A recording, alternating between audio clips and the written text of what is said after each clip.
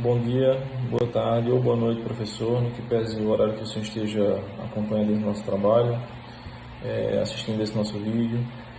Após a divisão, do seu seminário, o nosso grupo ficou responsável por falar sobre nacionalidade, então vou dar início aqui aos trabalhos e a posteriori os colegas irão complementar. Esperamos que o nosso trabalho fique a contento e que o senhor se satisfaça com as informações que iremos trazer aqui nesse vídeo. Falando um pouco sobre nacionalidade, nacionalidade é um vínculo jurídico-político que determinado indivíduo tem com determinado Estado,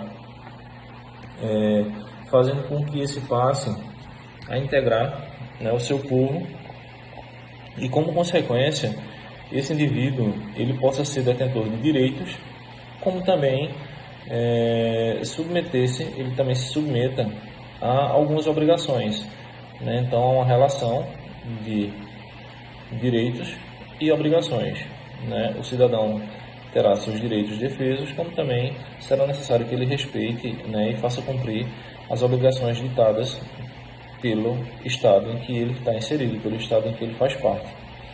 A nacionalidade ela pode dar-se de forma originária, e de forma secundária também, os colegas complementarão, falando um pouco sobre a originariedade secundária da aquisição da nacionalidade, onde a nacionalidade originária ela se dá pelo critério do ius soli, ou seja, é um critério territorial de solo,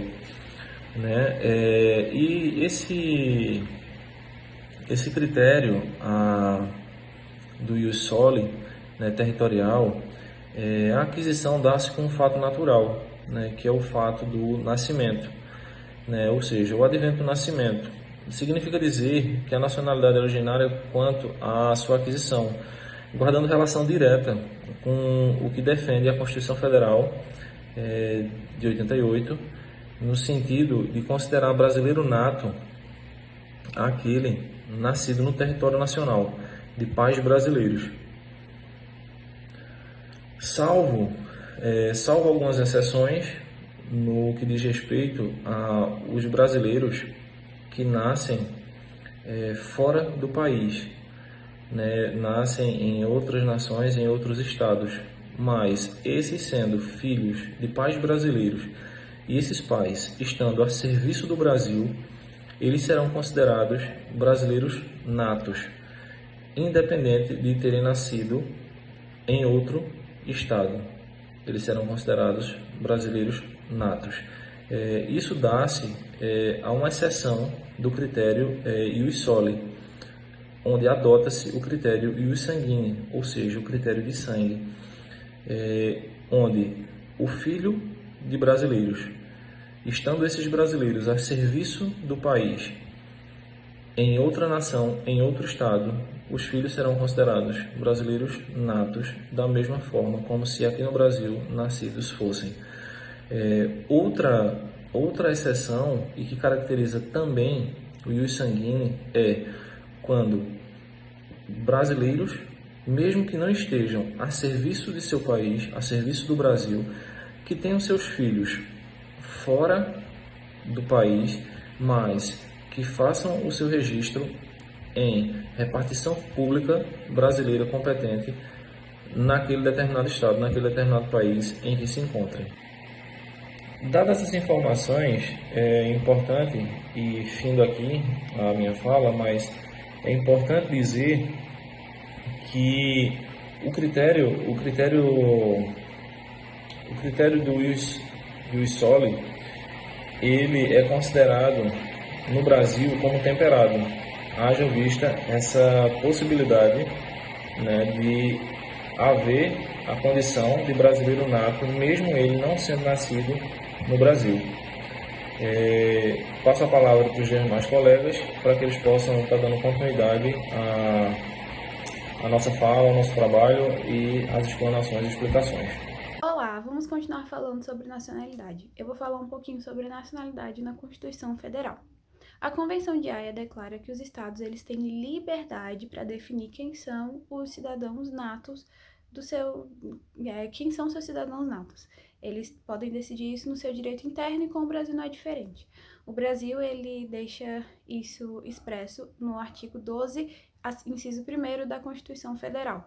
Lá, ele nos traz que são brasileiros natos todos aqueles nascidos em território brasileiro, ainda que de pais estrangeiros, ou aqueles que têm pais brasileiros, mas nascem no território estrangeiro, desde que eles sejam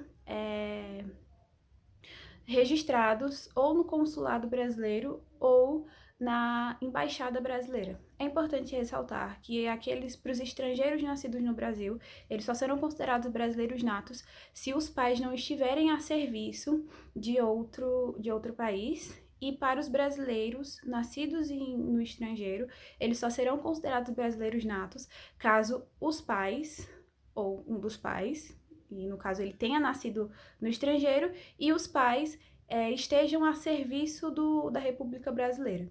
Essas são as duas opções. Nós vemos que o Brasil ele adota tanto o critério jus soli, tanto o critério jus sanguinis. Jus soli para aqueles que nascem no território brasileiro, eles adquirem a nacionalidade, e jus sanguinis para aqueles que têm pais brasileiros, mas que nascem no estrangeiro, eles podem ser considerados brasileiros. E tem uma segunda opção, que são aqueles que nascem no território brasileiro, no território estrangeiro, mas vêm morar no Brasil, e a maioridade eles podem adquirir essa nacionalidade se eles quiserem. Boa noite, professor. Concluindo o assunto, com isso vemos o quanto é importante a nacionalidade para um país e que o tema abordado serve como uma dimensão pessoal, na qual o Estado não pode deixar de lado. Sendo claro, o artigo 15º da Declaração Universal de Direitos do Homem, da ONU, de 1948, fazendo com que o indivíduo tenha direito a uma nacionalidade, seja brasileira ou estrangeira, dando até a possibilidade de uma pessoa possuir mais de uma nacionalidade, resguardando assim a proteção de direitos aos nacionais originários e aqueles por aquisição.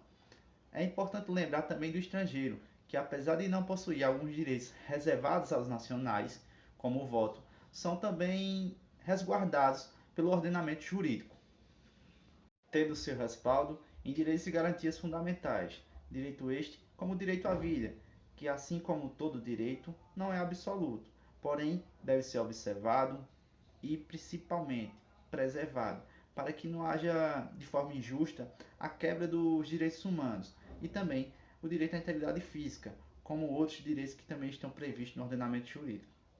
E assim chegamos ao fim do nosso trabalho, professor. Espero que tenha agradado ao senhor e muito obrigado.